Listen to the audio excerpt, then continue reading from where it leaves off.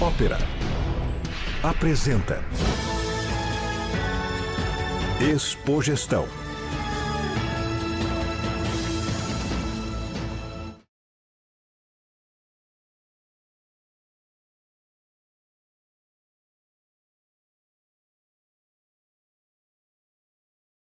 Bom dia. Você viu que a descrição é humilde e singela, né? Eu vou da física, biologia, dos célula, sociedade. Mas é isso mesmo. Esse tema que parece tão distante e ao mesmo tempo tão próximo de todos nós, é um tema que me é muito caro porque, na verdade, infelizmente, eu vejo muito pouco dele. Eu trabalho num hospital público federal desse país e eu trabalho lá no ambulatório de acidente vascular cerebral, no ambulatório de demência, eu trabalho no pronto-socorro, eu trabalho na UTI desse mesmo hospital. E o que me chama muito a atenção é que talvez 90% dos casos que eu atendo não precisariam estar ali, se talvez eles tivessem vindo na Expogestão 2018. Isso por quê? Porque quando a gente fala de acidente vascular cerebral, por exemplo, eu estou falando de uma doença com 95% de chance de prevenção. Quando eu falo de uma doença como Alzheimer, eu falo de 50% de chance de prevenção. Os outros casos, como suicídio, como trauma, a gente pode colocar talvez até 100% nesse sentido, se nós tivéssemos tomado as medidas adequadas. Mas antes de falar, antes de discutir esse tema, eu queria agradecer o privilégio de estar aqui. Inicialmente a figura do Alonso, e eu tenho certeza que o sucesso dessa iniciativa vem muito da paixão dele, e é incrível como por telefone, a mais de 1000 quilômetros de distância, ele me contagiou, e eu tenho certeza que ele contagia todos os colaboradores e todo mundo que está presente. E um casal que me recebeu maravilhosamente bem, o Andrei e de Norá, muito obrigado, vocês são fantásticos e obrigado pelo cuidado até agora. Me deixam confortáveis o suficientes para quase 2000 pessoas falar como se estivesse em casa. O título é provocativo, saúde, despesa ou investimento? Como eu estou falando para líderes, gestores, CEOs, vocês imaginam que, na verdade, eu quero provar para vocês que é um investimento. E é isso mesmo, não tem muita surpresa nessa resposta. Se alguém no final da aula não tiver certeza disso, faça a sua pergunta. Esse primeiro slide mostra um gráfico. Esse gráfico mostra, da década de 1950 até 2000, o crescimento na linha de cima da produtividade e na linha de baixo do suicídio. Alguma coincidência? Muitas.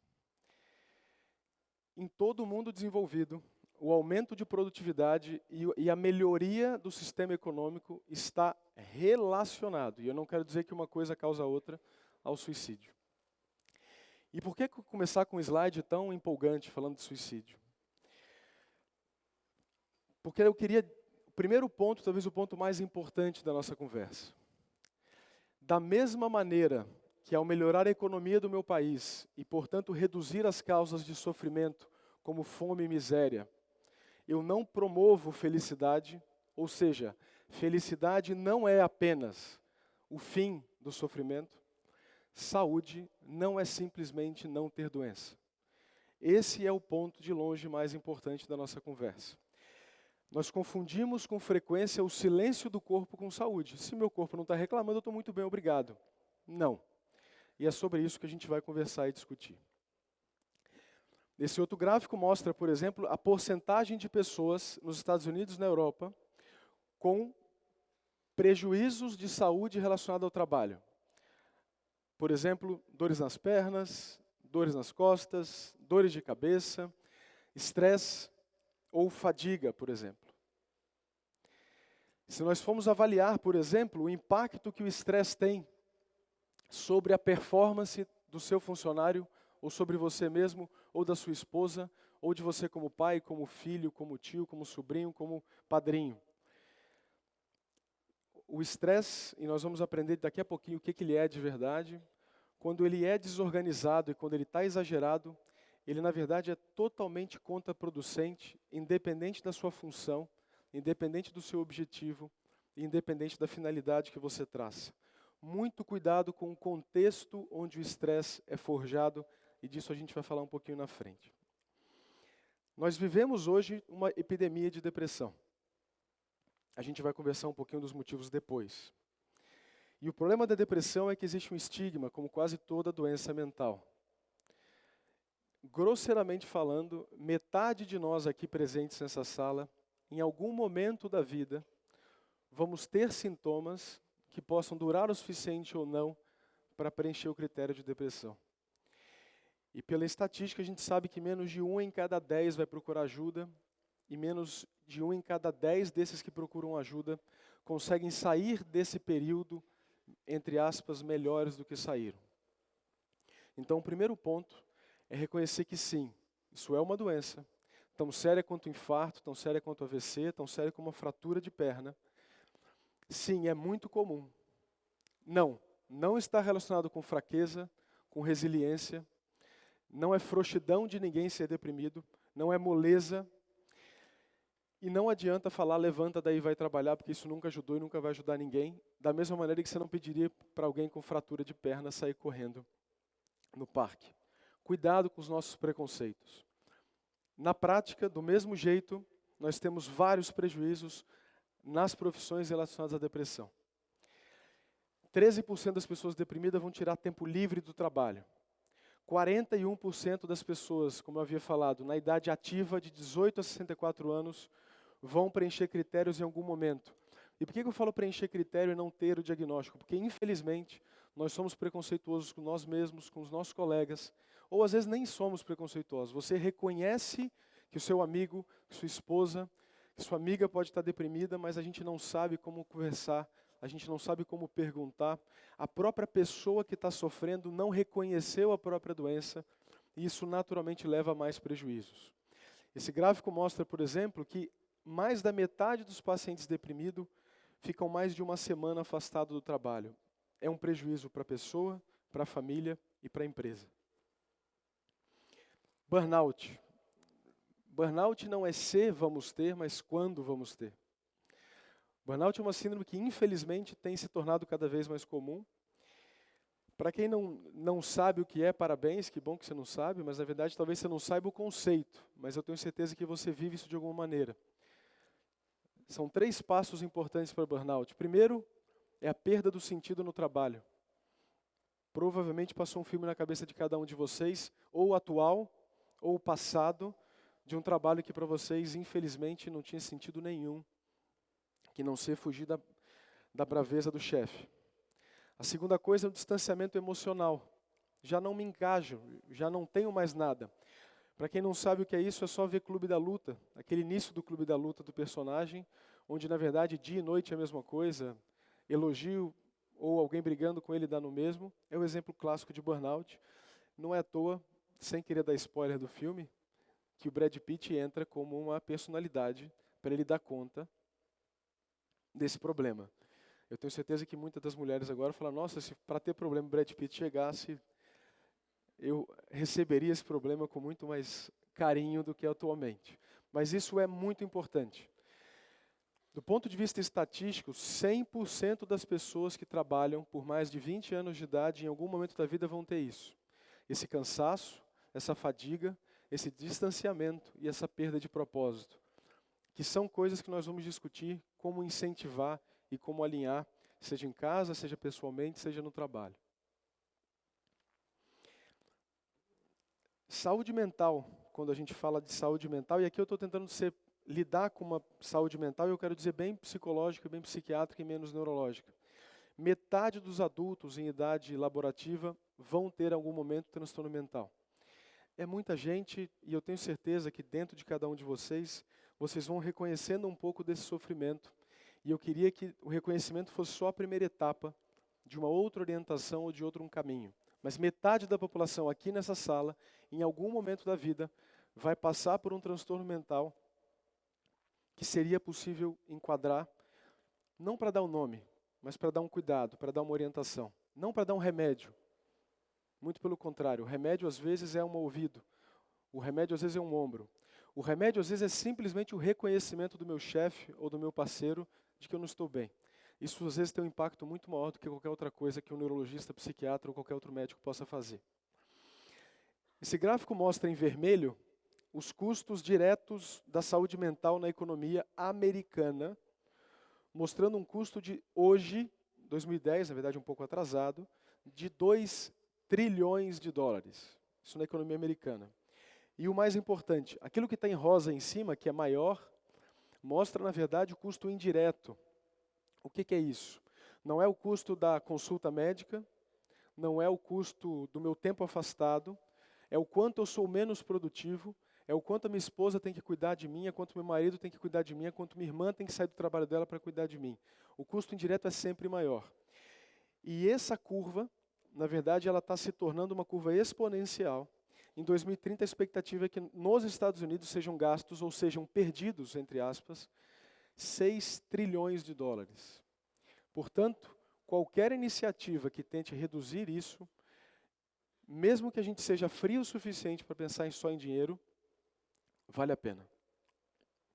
Isso aqui é só para mostrar que dessas causas, a que está em cima, que é a vermelhinha, hoje, de afastamento e de prejuízo, entre aspas, econômico, os transtornos mentais já são, a maioria dos casos, hoje, e vão ser desproporcionais com o passar do tempo. Nós morreremos cada vez menos de câncer, morreremos cada vez menos de infarto, de AVC, mas adoeceremos se não fizermos algo diferente, de depressão, de suicídio, de ansiedade ou dos outros transtornos mentais que nós vamos discutir daqui a pouco. Se você tem essa possibilidade na sua empresa ou na sua família de investir, eu quero te dar um dado direto. Para cada $1 investido em saúde e prevenção, você ganha $6 de retorno. Pouquíssimos investimentos na sua prática podem te dar um retorno dessa maneira. Essa figura só mostra uma das várias possibilidades de abordagem do adoecimento mental e economia, que é avaliar literalmente o quanto que o produto interno bruto tem seu prejuízo relacionado a isso. E hoje, para quem tiver interesse depois, eu posso dar uma literatura extensa para mostrar que não há nem mais dúvida do quanto. E é, portanto, essencial iniciativas como nós estamos tendo hoje, para que a gente possa começar a dissipar um pouco das ideias, porque vocês vão ver que a prevenção é possível, o tratamento é possível. E eu queria começar com o conceito da economia, que é um conceito de escassez. Um dos vários conceitos de economia é o que fazer ou como estudar uma tomada de decisão quando eu não tenho todas as possibilidades, quando eu não tenho todo o tempo do mundo, quando eu não tenho todo o dinheiro do mundo. Pois saúde é igualzinho. Nós hoje não temos tempo, nós hoje não temos dinheiro suficiente para fazer check-up para todos os nossos pacientes. E é correlacionando um conceito de escolha e de estudo de escolhas com escassez, já que a vida é, sim, temporária, pelo menos por enquanto, há uma possibilidade real de, a partir de 2050, a nossa vida não ser mais uma vida mortal, mas isso é 2050 e isso hoje é mais ficção científica do que realidade. Mas hoje, quando alguém morre, a primeira pergunta que você fala é quem errou? Porque hoje, quando alguém morre, você fica acha estranho. Sendo que a morte sempre foi uma parceira comum do ser humano em toda a sociedade. Felizmente, pelo nosso desenvolvimento, hoje a morte parece algo tão estranho. Hoje, por trabalhar em hospitais particulares, públicos, quando a morte acontece, ela não é dada como algo natural. E isso não é ruim obrigatoriamente, porque na verdade a gente sabe que, por exemplo, nos Estados Unidos, 1/6 das mortes nos hospitais são causados por erro de processo. Seja médico, seja do técnico de enfermagem, seja da triagem da enfermeira, seja o que for. E nós não temos, de novo, tempo, e nós não temos nem funcionamento cerebral ou do corpo para que a gente possa fazer tudo o tempo todo. Primeira coisa que a gente precisa acabar com o mito. Ninguém faz nada, ou ninguém faz mais do que uma coisa ao mesmo tempo. Mulheres são autoelogiosas ao falar que conseguem fazer 3, 4, 5 coisas ao mesmo tempo. Não. Você consegue alternar melhor as suas ações. E a gente vai ver que todo mundo tem uma quantidade que tolera de alternância antes que o sistema feche, antes que a ansiedade apareça, antes que a perda de propósito aconteça, antes que o burnout se manifeste. E, na verdade, o nosso objetivo hoje não é demonstrar nossa limitação, muito pelo contrário. É mostrar que, felizmente, uma quantidade enorme dessas funções e dessa escassez de quantidade de vida, de qualidade de vida, de qualidade de atenção, de memória, de planejamento, tomada de decisão, possa ser melhorado, e a gente vai mostrar como. Quando a gente fala de saúde, a gente tem duas maneiras de lidar com a saúde. Ou a gente melhora a nossa capacidade de se reparar com os danos que a gente cria, ou a gente reduz o dano. Quando essa balança está assimétrica, a gente chama isso de adoecimento ou um processo de adoecimento. Quando a gente tem uma balança um pouquinho mais equilibrada, a gente está falando de saúde. Cada um de nós vai ter uma maneira diferente de organizar essa balança. Às vezes é colocar um peso para cá, às vezes é colocar um peso para lá, às vezes é mudar a pedra de baixo, não tem problema. Eu não vou dar uma prescrição do que é saúde, eu vou dar o que a gente sabe enquanto ciência, enquanto medicina, do que vale a pena, e encaixem da melhor maneira aquilo na vida de vocês. Grosseiramente falando, nós temos dois grupos de fatores hoje que são extremamente protetores. E aqui eu já queria adiantar uma parte. Protetores para, literalmente, quase todas as doenças que nós conhecemos. De osteoporose a infarto do coração, de diabetes à apneia do sono. Reconhecer que antes de funcionários, que antes de gerentes, que antes de CEOs, que antes de médicos, somos seres humanos, é a primeira etapa para lidar com a saúde. É incrivelmente estranho como a gente negligencia tudo aquilo que nos unifica. Felicidade pode não ser algo universal, mas sofrimento é. E a gente fala muito pouco de sofrimento. Saúde plena talvez não seja distribuída de forma homogênea na população, mas doença é. E a gente fala muito pouco disso. Talvez aquilo que nos una, que talvez seja o negativo, mas exatamente para que isso seja menos comum e talvez aquilo que a gente imagina que seja pleno, seja mais provável. E se eu resumir essa introdução apenas às doenças transtornos mentais como depressão, suicídio, saiba que se você achou que tudo isso é um exagero e que não, se você falou que 50% vai ser transtorno mental, eu sou aquele 50% que não tem. Pois é, eu tenho uma péssima notícia para te dar. Se você passar da vida produtiva sem doença, e você não seguir um pouco do que eu estou falando, você vai colher as outras doenças como Alzheimer, Parkinson, esclerose lateral amiotrófica, acidente vascular cerebral. Então a minha ideia não é te tornar um funcionário melhor, muito pelo contrário. Isso para mim é totalmente secundário. O que eu quero é que você seja uma pessoa melhor, porque você vai influenciar a sua esposa, marido, filho, sobrinho, sociedade, empresa. E eu garanto, como efeito colateral, como objetivo primário, se é o que te interessa, pode ter certeza que os rendimentos, seja eles quais forem, inclusive financeiros, vão melhores. Vamos começar falando então de talvez um grupo de fatores protetores negligenciado, que é a saúde mental e social. Esse gráfico é para desconstruir um conceito do estresse. Estresse não é algo ruim. Estresse, na verdade, não tem nada de moral intrínseco a ele. Estresse é qualquer coisa que te tira do seu estado atual. Se você não estava com sede, daqui a 15 minutos estiver com sede, isso é um estresse. Fome, estresse. Desejo sexual, estresse.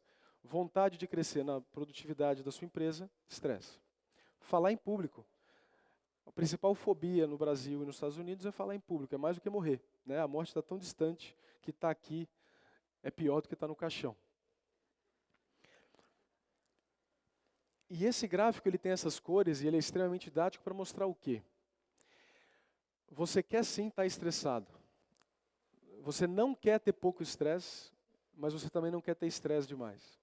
O que na verdade você quer é conciliar um estresse que seja adequado para você, estar sempre um pouquinho melhor, sempre um pouquinho mais competente, sempre um pouquinho mais atencioso, sempre um pouco mais perto daquele ideal que você tem para você. Na linha azul desse gráfico, na linha de baixo é um hormônio chamado cortisona que é liberado durante o estresse. Na linha de cima é a performance. Então, no começo, eu só vou pegar aqui o laser para mostrar para vocês que fica um pouco mais fácil. Infelizmente, eu vou ter que ser injusto. Se eu mostrar no gráfico de lá, alguém não vai ver. Se eu mostrar no de cá, eu vou tentar intercalar. Nessa linha azul, eu tenho pouco estresse no sentido bioquímico. Isso pode ser, por exemplo, ficar de férias, mas sem algumas férias que realmente te tragam alguma coisa boa, como ficar só em casa vendo Netflix. Você aguenta. 24 horas, você maratona Game of Thrones, você está atrasado, você maratona tudo que você está atrasado. Mas vai te dando um comichão, vai te dando uma vontade de fazer alguma coisa, e por incrível que pareça, vai dando até uma saudadezinha do trabalho, coisa que parecia até impossível. É porque você está nessa faixa de subestímulo. E aí, por você se entender o suficiente, ou por você ter um chefe competente, o seu chefe começa a entender que você tem um perfil que se encaixa muito bem com tal atividade. E que para um outro funcionário que parecia super difícil aquela tarefa, você faz com muita habilidade e talvez até prazer. É quando o seu chefe te coloca nessa zona amarela ou nesse pico de performance, onde você está sim estressada, mas a sua performance é melhor. E aqui tem um ponto importante, isso aqui não adoece. Esse ponto azul ou amarelo da faixa é estresse e não é produtor de doença, muito pelo contrário. Você está, na verdade, construindo uma atividade que você acredita ser adequada para você. Infelizmente, a grande maioria de nós está nessa faixa já descendente, onde o meu estresse aumenta e minha performance cai. E aí, o feedback do chefe é pior ainda. E aí, o meu auto-feedback é pior ainda. E aí, eu me comprometo ainda mais. E aí, eu durmo pouco porque eu fico preocupado, o que me tira a minha resiliência. E aí, minha esposa começa a ficar brava porque, na verdade, eu dou menos atenção em casa porque eu já estou estressado. Aí ela fica brava comigo, eu fico bravo com ela. Meu filho reclama que eu não dou atenção. Opa, ciclo vicioso clássico.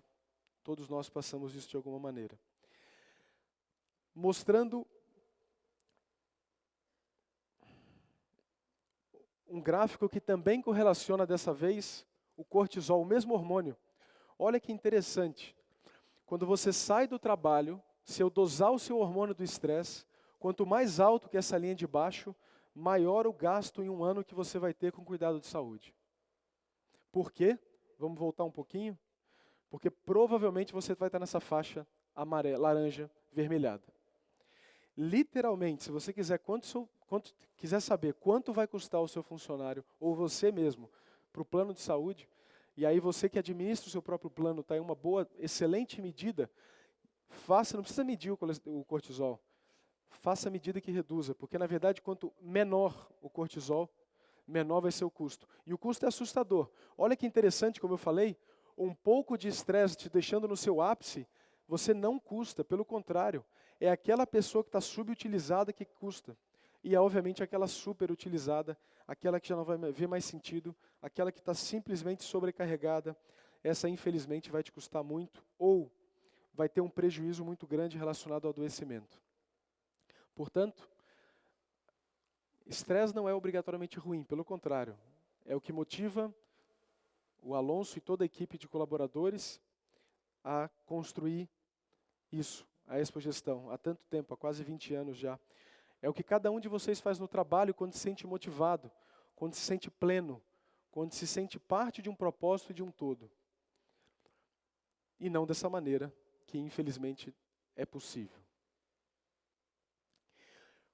Quando você consegue conciliar uma tarefa que te tira da sua zona de conforto, mas que ao mesmo tempo consegue conciliar um desafio que está aqui nessa barrinha com a sua competência e confiança, é quando você chega num patamar de ação que esse autor, que eu desafio alguém falar o nome dele, eu nem tento.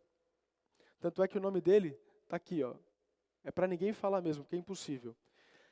Csikszentmihalyi. Não vou nem tentar repetir, porque eu repeti diferente do que eu acabei de falar. Ele é um psicólogo que começou a ver que pessoas de alta performance, Michael Jordan jogando basquete, Pelé jogando bola, um ótimo palestrante falando, você na sua empresa, quando você, na verdade, faz aquilo que te dá tesão, que você se sente pleno, confiante, competente, que a altura do desafio é a altura da sua competência. Ou se não é, você sabe que você vai chegar lá. Isso é que ele chamou de flow, isso é o que ele chamou de fluxo. Infelizmente, a edição brasileira, que chama Fluxo, já acabou, então talvez você encontre em sebo, mas em inglês você acha fácil em qualquer livraria. Esse livro é muito interessante porque ele tenta, e a gente vai comentar um pouco, falar sobre isso, como não te deixar, quando você é, por exemplo, competente demais, aqui, com baixa demanda, tédio. Ou quando você é competente ou habilidoso de menos e a demanda é muito alta. Pânico, ansiedade, frustração, fobia, burnout. Esse equilíbrio que vale a pena buscar em si mesmo, buscar na equipe e buscar em casa, em todas essas intervenções e interfaces que nós temos. Muito do estresse tem a ver com atenção. Uma das frases que eu queria que vocês levassem para casa de hoje é: quer ser feliz, quer ser saudável, preste atenção na sua atenção. A partir de hoje, eu quero que vocês comecem a perceber o quanto é difícil estar presente no presente. O quanto que o passado puxa por uma nostalgia ou por uma frustração, e o quanto que o futuro puxa por uma expectativa que ainda nem se cumpriu, e você deixa de dormir por isso e você deixa de fazer. Do ponto de vista prático, o privilégio que nós temos de planejar, esse evento hoje só é possível por planejamento, ele é um privilégio, mas ele pode adoecer. O desgaste do cérebro, quando ele imagina o futuro, precisa ser balanceado com estar presente no presente. E o problema hoje é que as nossas gerações, dos nossos filhos, sobrinhos, netos, estão tendo uma dificuldade porque nós não estamos ensinando eles a isso. Muito pelo contrário. O que é mais provável você chegar em casa e ver hoje? Isso ou essa criança? Uma criança, independente da idade dela, está fazendo uma coisa só ou 44 ao mesmo tempo? O que é mais provável no restaurante? Uma criança de 4 anos embirrada porque não tem nada para fazer. Um pai ensinar ela a tolerar o tédio, ou o pai dar o iPad para que ela fique mais 42 minutos até ela cansar e começar a chorar de outra maneira. Aqui não há julgamento, há só uma constatação.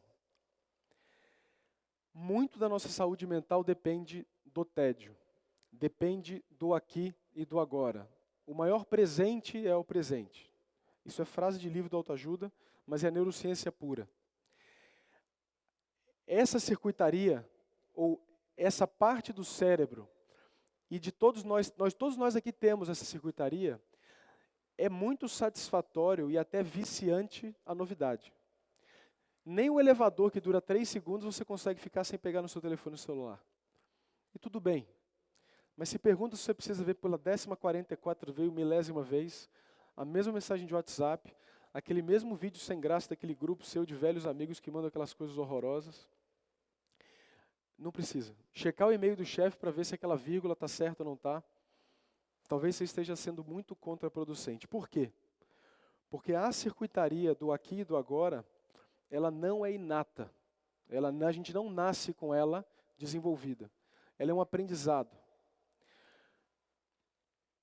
Todos nós aqui, de alguma maneira, tivemos que retardar gratificação para estar aqui. Por exemplo, nessa hora. É um dia de semana que todo mundo deixou de trabalhar para estar aqui e vocês abandonam uma coisa a curto prazo, que é o trabalho, para vir aqui adquirir a maior riqueza do nosso século, que é conhecimento, para trazer e voltar isso para lá. Isso é de gratificação. A gratificação de vocês vai ser depois no trabalho, vai ser depois financeiramente, subjetivamente. Esse privilégio ele tem que ser aprendido desde cedo. E ele tem tudo a ver com tédio, ele tem tudo a ver com tolerar o nada, e ele tem tudo a ver com tolerar a frustração. Não é à toa que o trainee de vocês não fica 6 meses, porque quando você fala para ele que ele não vai virar CEO em 1 ano, ele fala, mas isso é um absurdo, como é que eu não vou virar CEO em 1 ano? O filho de vocês não tolera frustração, a culpa é sempre de um terceiro e nunca deles, a responsabilidade nunca é da pessoa e sempre terceirizada. Não sou eu que não sou competente o suficiente, mas é o emprego que não me merece. É a sociedade que é chata, que é ingrata e etc. E isso, por incrível que pareça, começa aqui. Na maneira que você educa, ou melhor, na variedade de competências que você educa o seu filho. Ninguém está dizendo que isso aqui é ruim, e eu vou falar lá para frente que não é ruim. Só que tudo é questão de quantidade. Do mesmo jeito que o estresse pode ser maravilhoso quando você está em flow, a quantidade de estímulos pode ser fantástica como estímulo. Mas se você passa, e a gente passa rápido, ele já começa a trazer consequências ruins. O que eu estou dizendo é que isso aqui não é um prejuízo ou um problema, é não ter esse outro lado. E eu acho que todos nós aqui reconhecemos em nós, talvez, uma certa dificuldade de tolerar o tédio ou de tolerar pouco estímulo visual ou sonoro. Às vezes nem o banho você aguenta, você toca uma música tomando banho porque você não aguenta o silêncio. O silêncio passa a ser uma agressão. A ideia não é que isso é um problema, é quando você não consegue não estar assim. Um conceito que eu acho muito adequado de saúde mental não é ser feliz o tempo todo, porque isso é doença também, isso chama mania. A ideia de saúde mental é simplesmente estar sintonizado com o meu ambiente. Se eu estou num velório, que eu tenha luto. Se eu estou numa casa de amigos festejando, que eu seja feliz. Se eu tenha motivos para ficar aqui agora com meus filhos, que eu esteja aqui e agora. Que eu não deixe telefone e celular, que eu não deixe meu chefe, que eu não deixe pensamentos, porque na verdade a gente mais se atrapalha nesse sentido, não é o chefe, não é nada disso. O chefe é mais um monstro na sua cabeça do que de verdade um monstro. A gente precisa aprender essa flexibilidade, aprender a colocar cada momento no seu momento.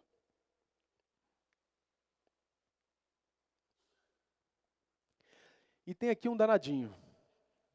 O título do slide é Dreno Cerebral. E ele é.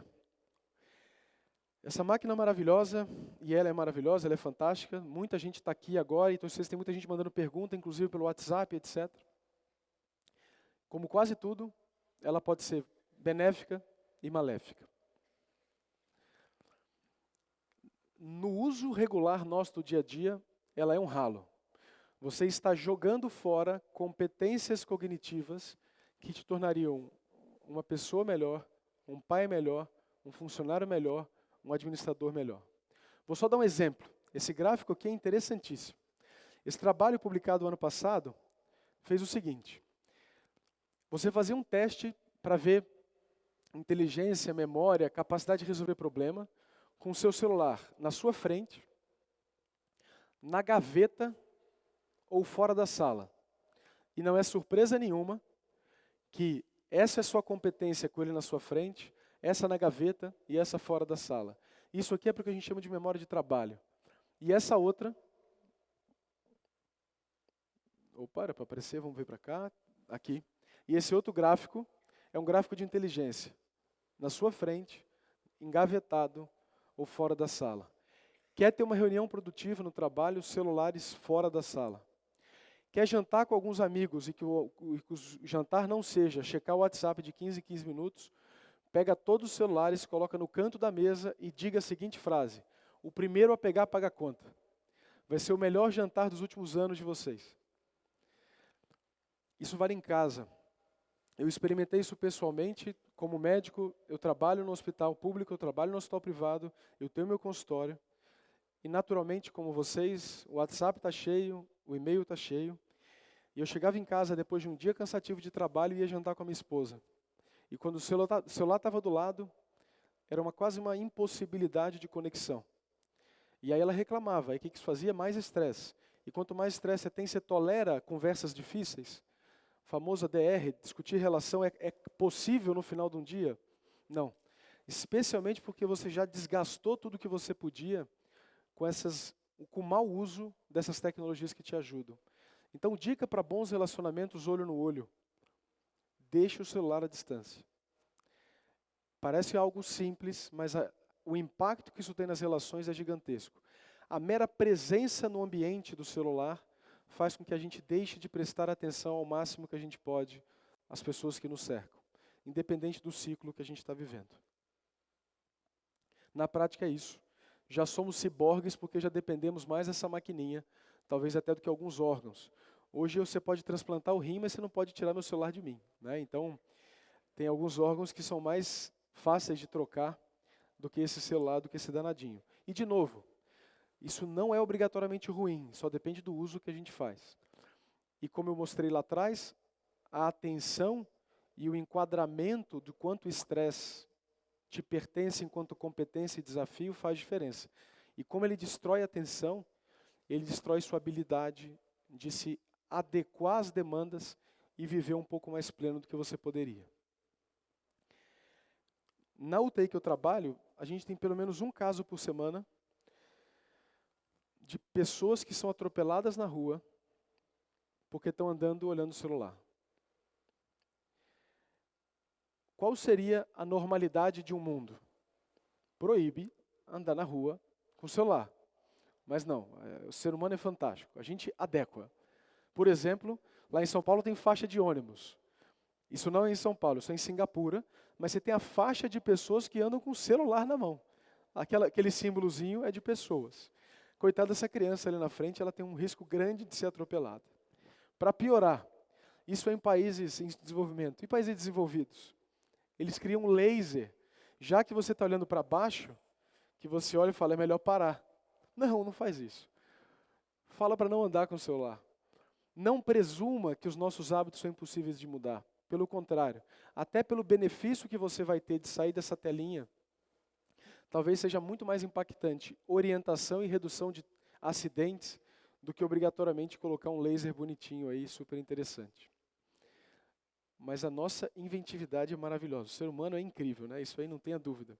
Isso é atalho, isso não é resolução de problema. Isso é confundir saúde com ausência de sintoma, que é o que a gente, na verdade, está tentando fugir.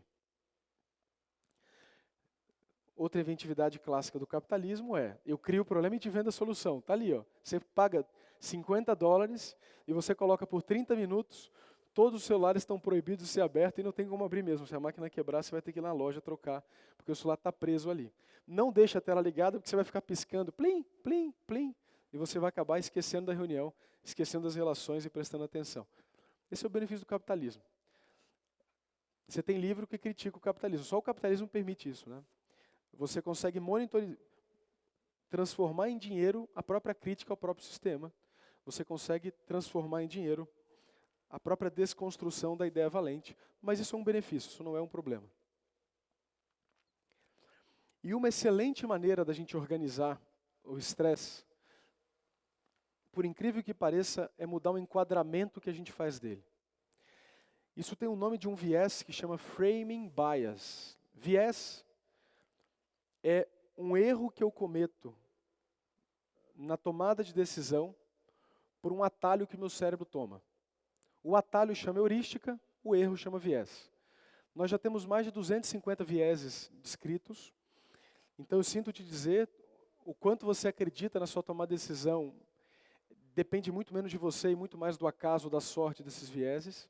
Depende muito mais da intuição, que não deixa de ser um tipo de memória também, do que obrigatoriamente da sua racionalidade.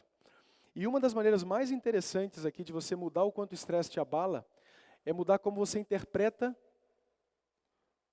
o desafio proposto.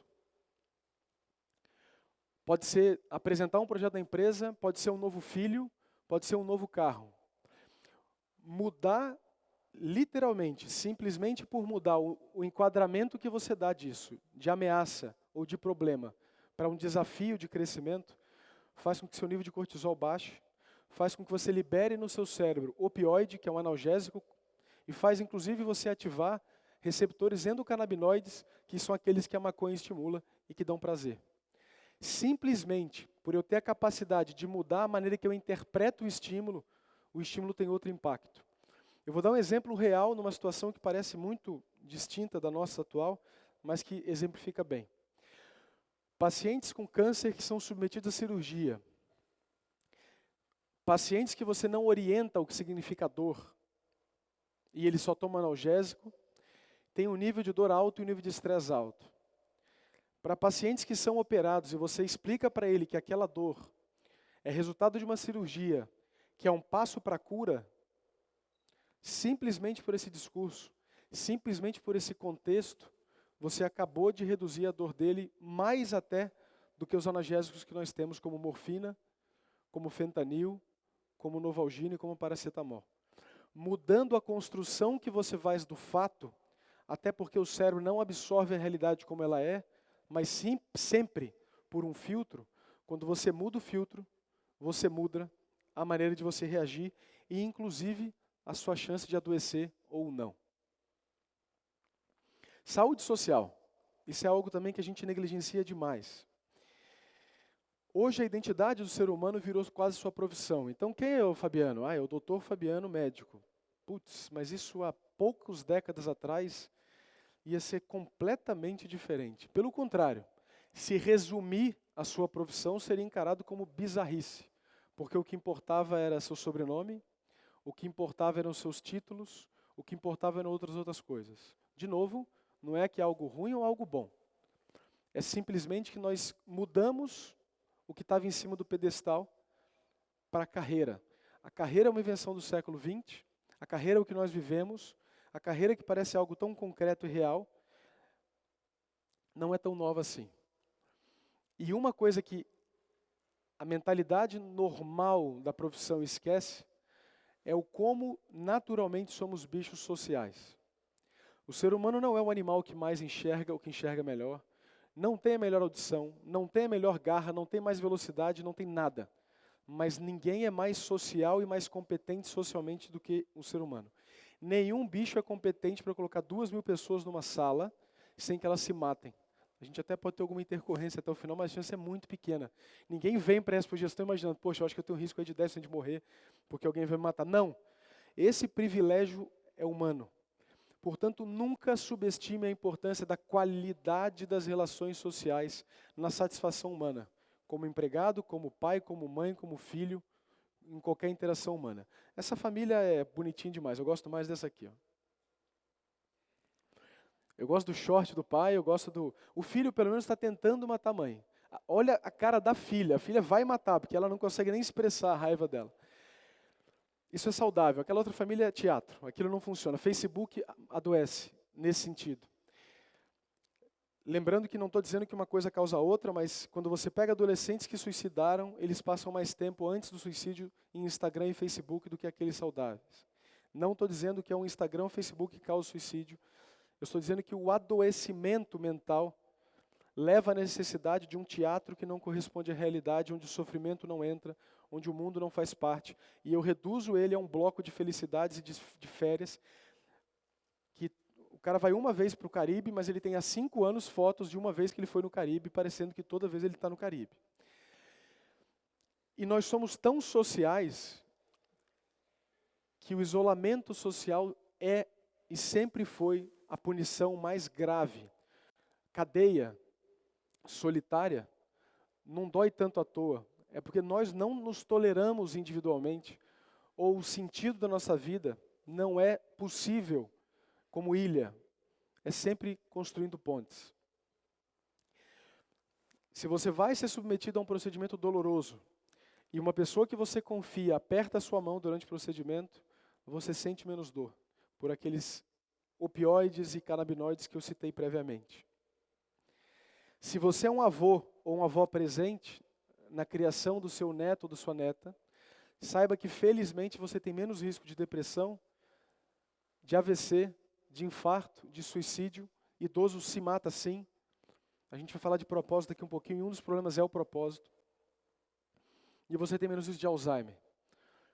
Portanto, se você tem filho e sua mãe quer ajudar e seu pai quer ajudar, não hesite em contar com a ajuda deles. E um outro lado, que é a cada um amigo próximo eu quero dizer assim, se você adoecer hoje, quem você pode contar para te ajudar? Quanto mais amigos próximos você tiver que forem obesos, isso aumenta em 30% a sua chance de ser obeso.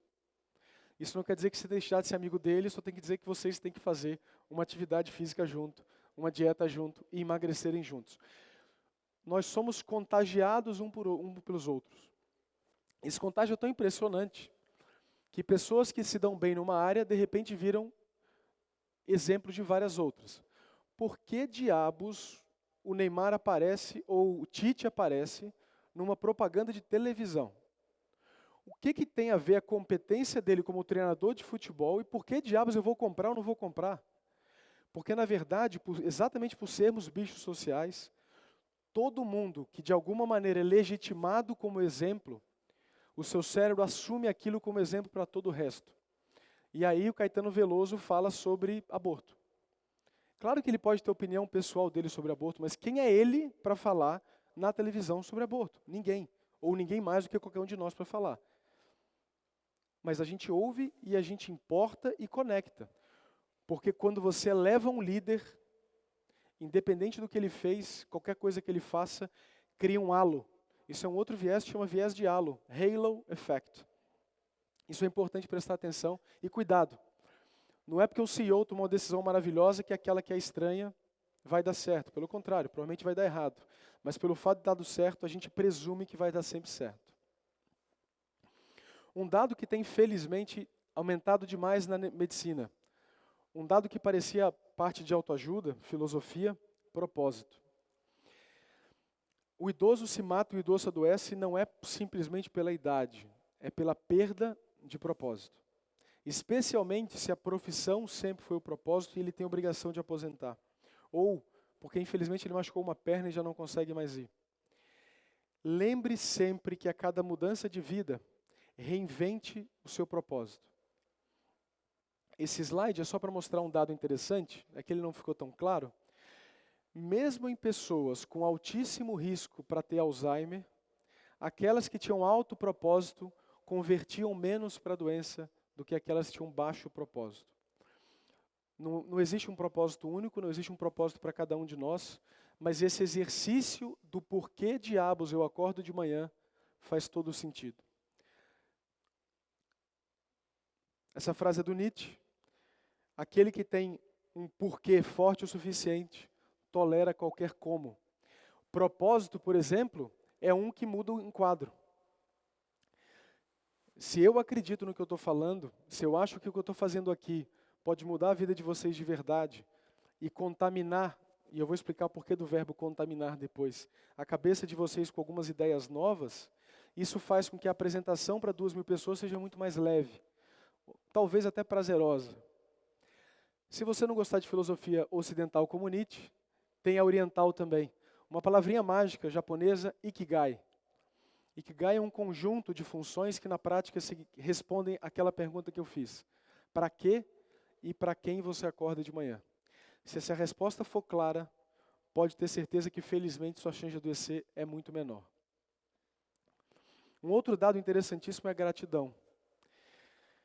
Socialmente nós desconstruímos várias instituições. De novo, não estou criticando ou elogiando, é só um fato. A igreja não faz mais a mesma coisa, a família não tem mais o mesmo poder. Mas isso tem alguns efeitos colaterais importantes. As igrejas não estão no mundo há 2, 3, 5, 6 mil anos à toa. Isso não tem nada a ver com a metafísica, isso não tem nada a ver com o transcendental. É que elas entenderam algo físico, algo social que a gente individualmente não consegue perceber. A gente é naturalmente ingrato. E exercitar a gratidão, exatamente como exercitar a atenção no aqui e agora, pode ser uma ferramenta fantástica para você, para sua família e para sua empresa. Pessoas gratas sofrem menos de doenças mentais, pessoas gratas conseguem ter mais empatia e pessoas gratas têm mais satisfação no casamento e no próprio emprego.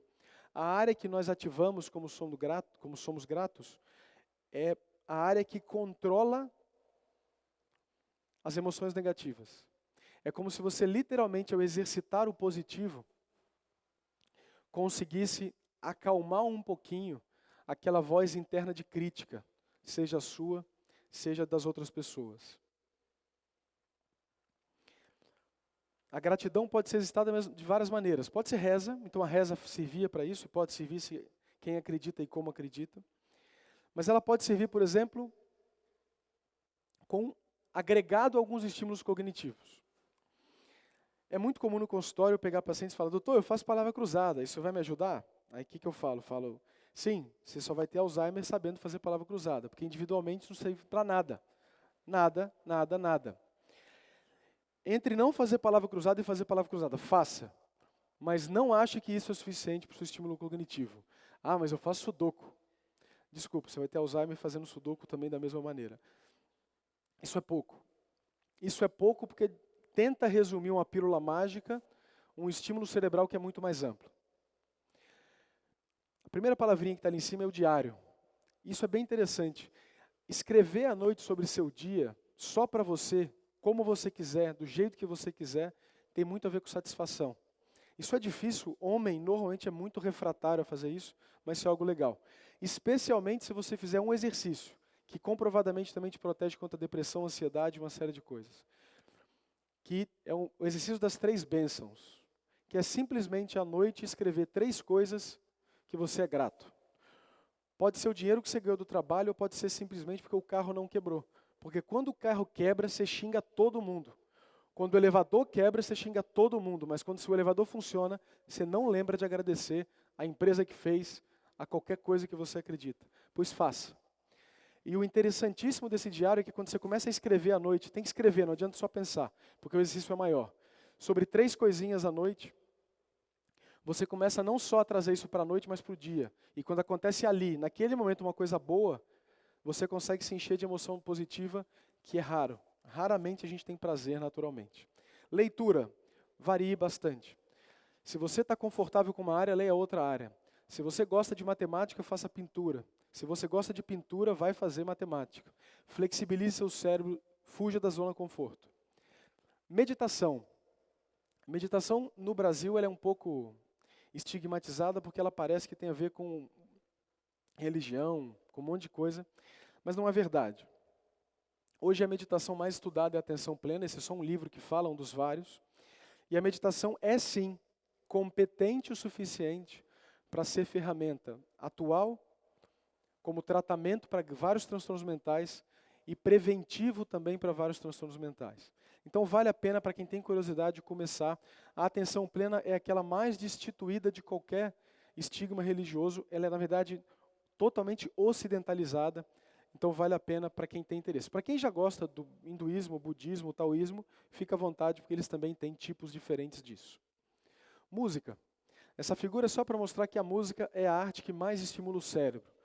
Se você faz, continue. Se você não faz e tem interesse, comece. Pessoas que são músicos têm mais facilidade de aprender uma nova língua, até porque a música é uma nova língua. São mais criativas normalmente e também adoecem menos do que aquelas que não fazem. Cada pontinho desse do cérebro, essa figura de um cérebro, mostra uma área ativada e ela ativa literalmente todas as áreas. Vale cantar também. Na prática, cantar para o seu cérebro, a sua corda vocal é um instrumento como um violão, como uma flauta, como uma bateria, tanto faz. Aqui é só a banda de uma senhora empolgada e feliz. Videogame, Facebook e aplicativo. Como eu havia falado antes, nem céu nem inferno. Se você pega pacientes idosos de 60 a 70 anos, aposentados sem propósito, e inicia eles no Facebook, a melhoria de qualidade de vida é fantástica. Fantástica. Eles retomam amizades com pessoas que eles achavam que já estavam mortas ou distantes. Eles melhoram satisfação, melhoram propósito. O difícil é eles aprenderem, né? Mas vale a pena insistir. Videogame para idoso, videogame para o seu filho e adolescente, vale muito a pena, mas também é dose dependente. Até 2 a 3 horas por dia para todos nós faz muito bem, obrigado. Mais do que isso, você deixa de aproveitar toda a riqueza do seu cérebro e aí começa a sobrecarregar um pouquinho. Aplicativo. Aplicativo só tem um que mostrou-se benéfico, mas o benefício é pequeno. Então não vou falar nada de aplicativo, mas se você tem interesse, tem algum que você gosta e queira fazer, faça, mas saiba que a evidência ainda é muito pobre de realmente prevenção de algum tipo de aplicativo. E para a gente finalizar, eu queria falar rapidamente dessas doenças silenciosas que nós adoramos ignorar, ou nós adoramos achar que é o médico que quer prescrever remédio demais, que são as doenças relacionadas à pressão alta, diabetes, colesterol. Nós estamos aqui na Expo Gestão. A gente fala de investimento, como investir. E de saúde eu queria dizer para vocês que de tudo isso que eu falei, se você fizer só isso que eu vou falar agora, saiba que ele vai desencadear uma série de cascatas que a atenção vai melhorar, a felicidade vai melhorar, propósito vai melhorar, a gratidão vai melhorar, que é a atividade física.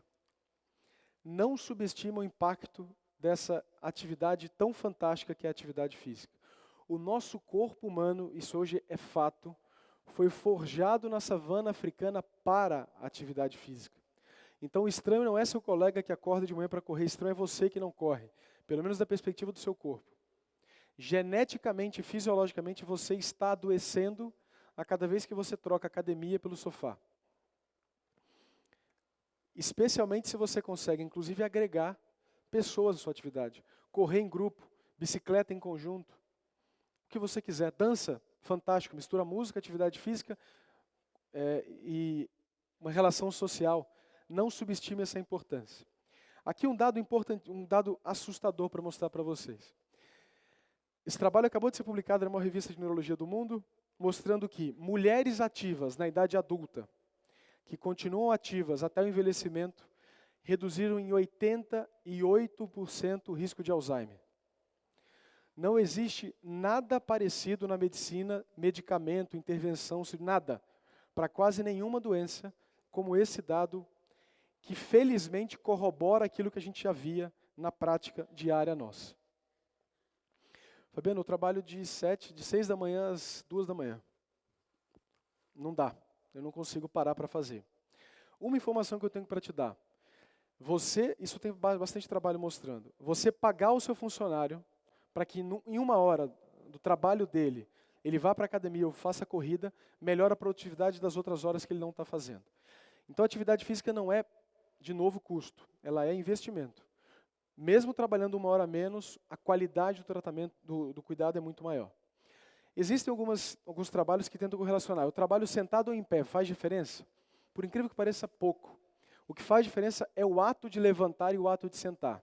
Então, no seu dia a dia, se você senta muito e fica muito tempo sentado, se obrigue de meia em meia hora, de hora em hora, a levantar, andar e voltar. Que sejam 30 segundos. Mas, por incrível que pareça, se você mantém a cada meia hora, e se você trabalha por volta de 7 a 8 horas, você quase duplica o seu gasto energético basal, simplesmente por essa ação absurdamente simples. Aqui é só para mostrar um quadro importante, acho que a Expogestão, inclusive, podia tentar isso nas próximas edições. Entre as palestras, e na verdade isso é uma palestra, isso é um trabalho de uma faculdade, entre uma aula e outra, eles botavam um grupo de alunos para fazer uma atividade física, o outro para meditar, e o outro simplesmente um recreio como outro qualquer. A linha vermelha é a linha de retenção de memória daqueles que fizeram atividade física, e foi muito melhor do que aqueles que meditaram, e foi melhor do que aqueles que tiveram normal. Então, provavelmente nessa projeção que vem, vai todo mundo vir de roupa de academia, e a cada intervalo a gente deve fazer uma sessão de yoga ou de qualquer outra coisa. Sono. O sono é o preço que a gente paga por ter um cérebro adaptável. Eu já estou quase terminando e talvez seja uma das informações mais importantes. Equivalente ao ser humano de distribuição no planeta Terra, só a formiga. E a formiga, para fazer isso, se dividiu em 14 mil espécies. E nossa espécie, uma só. Como que a gente consegue esse privilégio de ser desde um beduíno no deserto a um esquimó? Simples. Nasça imaturo, nasça frágil, nasça totalmente dependente, mas totalmente flexível. E deixe o ambiente finalizar o desenvolvimento que a genética começou. E é por isso que quem é mãe e quem é pai sabe que tem filho que é filho aos 30, 35, 40, a adolescência hoje não acaba, tem 30, 35 e ainda é adolescente. Mas essa dependência inicial é o benefício ou é aquilo que nos constrói. Por isso que a criança dorme tanto e que o idoso dorme menos. A plasticidade do idoso é menor e ele dorme muito menos. Aqui é só para mostrar que um dos papéis do sono é limpar as proteínas que nós temos que acumulam durante o dia. Essas proteínas são as proteínas do Alzheimer e do Parkinson. Então, infelizmente, quem dorme mal vai ter mais doença degenerativa cerebral, sim. Quem tem apneia tem 3 vezes mais risco de infarto e de AVC. Tratar a apneia não é frescura e não é chatice de médico, faz toda a diferença. E dormir bem. Dormir 7 horas é, sim, saúde. Dormir menos duplica a sua mortalidade. Dormir mais que 7 também duplica. Por quê? Porque você precisa dormir muito. É porque você está precisando compensar em quantidade aquilo que você não tem em qualidade. Dieta. Não tem tanto dado no Brasil, então eu não vou cortar aquela picanha do final de semana, mas deixe ela para o final de semana. Tente aumentar legume, verdura, peixe, etc. Isso faz diferença. Cuidado, bebidas açucaradas. Sua Coca Zero, que você acha que é light, triplica seu risco de AVC. O seu suco de caixinha para o seu filho, que você acha que é lindo, triplica o risco de obesidade e diabetes também. Cuidado com bebidas açucaradas e adoçadas artificialmente, mesmo as lights e diets. Café. Esse é um elogio, ainda bem, porque eu amo café e eu não traria café aqui para falar mal. Você reduz a mortalidade em 15% quando você toma até 3 a 4 tomadas por dia. Mais do que isso, cuidado, também você está adoecendo. Para quem quiser saber mais da relação de comida, bebida e cérebro, esse livro é delicioso, O Discreto Charme do Intestino, vale a pena. O cigarro, não preciso falar, eu acho que isso é muito simples. Só queria reforçar que ser um tabagista passivo, alguém fuma do seu lado e você aspira, também é muito grave. O álcool, quem tem confraria, quem tem tudo isso, não vou falar que é ruim, só tem que lembrar que tem um tanto também que vale a pena. Grosseiramente, 100 gramas de álcool por semana. O que isso vai equivaler em cerveja, por exemplo? Mais ou menos aí 2 litros de cerveja por semana. Não é tão pouco. Dá mais ou menos uma long neck por dia. A tacinha de vinho que fica um pouco mais pobre, tadinha. A dose fica menor. Cuidado com a pressão alta, mesmo no idoso. Cuidado com diabetes, especialmente aqui. Isso na França está virando crime. Se o seu filho tem esse peso, se você morasse na França, você poderia cumprir tempo de prisão. Porque você está matando ele, isso é maus tratos. Isso aqui não é ser uma avó legal, isso aqui não é ser um pai legal, uma mãe legal. Isso é adoecer seu filho. Cuidado com isso. Isso aqui não é bobeira. Você está inclinando a vida desse moleque para a doença e não para a saúde. E a responsabilidade, sim, é sua. Não, ninguém gosta de comer verdura, mas você aprende a comer verdura. Essa desculpa que ele não come nada é problema seu e não dele. E uma notícia ruim, não existe obesidade saudável. Se quando você olha para baixo, a única coisa que você vê saliente é sua barriga, a coisa não está boa. Resumindo, preste atenção na sua atenção. Lazer e família não são uma opção. Faça para propósito e com os outros gratidão. Mantenha-se curioso. Uma segunda língua pode fazer e abrir novas portas. Cuide do seu coração. Durma bem. Dormir não é para os fracos, é para os fortes. Não ignore as doenças silenciosas. Voltando àquela ideia nossa de doença como grito do corpo, saiba que você já está adoecido há várias décadas antes de você ter o primeiro AVC, o primeiro Alzheimer ou a primeira depressão. A consciência não tem percepção do que está acontecendo e, portanto, não ignore a pressão mais alta, o colesterol mais alto, o açúcar mais alto. E saia do lugar. Saia da cadeira, quando acabar aqui, por favor, todo mundo levantando, espreguiçando e caminhando. O benefício disso, como eu havia falado e já falei, vale para, na verdade, quase toda e qualquer doença. Existem doenças que, infelizmente, não vão responder isso. As doenças genéticas graves, infelizmente, a gente pode fazer tudo. Mas elas representam menos de 0,5% dos adoecimentos globais. Em 99,5%, todos nós temos um papel. E aqui eu queria incluir, dentro desse conceito de sucesso, saúde. Se você entende o sucesso da sua empresa, o seu sucesso da sua família, sem colocar saúde junto, saiba que você não está entendendo o ser humano como um todo e provavelmente isso vai morder seu calcanhar em algum momento. E a partir de agora, eu queria que a gente tivesse uma mudança de mentalidade. Saúde é construção, não é passividade. Saúde é planejamento. Do mesmo jeito que você não espera aposentar aos 70 anos, sem investir dinheiro todo mês numa aposentadoria privada, você não vai ter saúde aos 70 anos sem investir todo dia seu tempo para a saúde. Lembre disso. E lembre que nunca é tarde demais, muito pelo contrário. O cérebro te agradece em cada momento. E essa frase vale muito como receita final. Quem não acha tempo para a saúde, vai ter que arrumar para a doença. Não temos opção para o bem ou para o mal. Obrigado.